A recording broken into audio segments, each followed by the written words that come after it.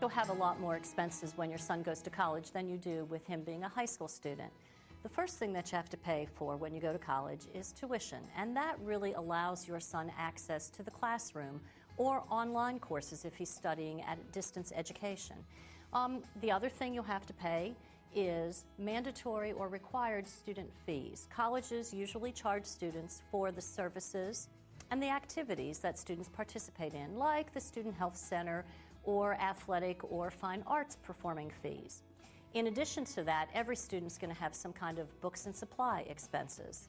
Students need to either buy or rent their books and supplies. Sometimes campuses will say your supply list includes a computer, so you need to be aware of that type of expense.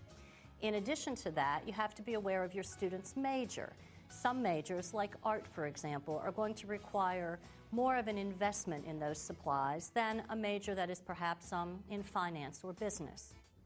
In addition, your student has to get to campus at the beginning of every semester or term and get home for holidays.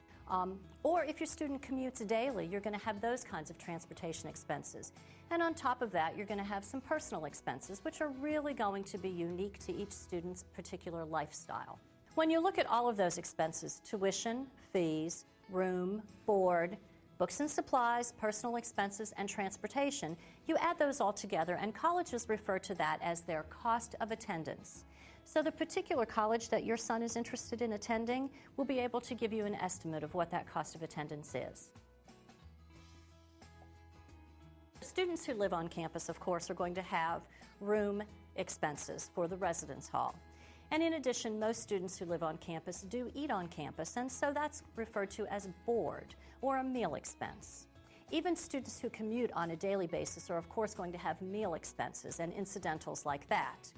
Students who live away from your home, but not necessarily on campus, are going to have to pay rent, utilities, purchase groceries, perhaps even eat on campus through a meal plan. So you have those sorts of room and board expenses. And keep in mind that in addition to those room and board expenses, wherever your student lives, there are going to be personal expenses. Things like shampoo, things like laundry detergent. They don't instantly appear in the bathroom in the residence hall. You have to bring those with you. So you have to put those into your budget when you're looking at college expenses. Families use a variety of means to pay for education. They pay from their savings, they pay from their current income, they apply for grants and scholarships. Sometimes they borrow, either student or parent borrowing. The student and his or her family is primarily responsible for meeting all those educational expenses. If you have some questions about maybe scholarships, grants, or financial aid in general, you might want to check with your high school counselor. You might want to check with the campus financial aid office where you're planning to attend. And of course, you can always give us a call or visit our website, cfnc.org.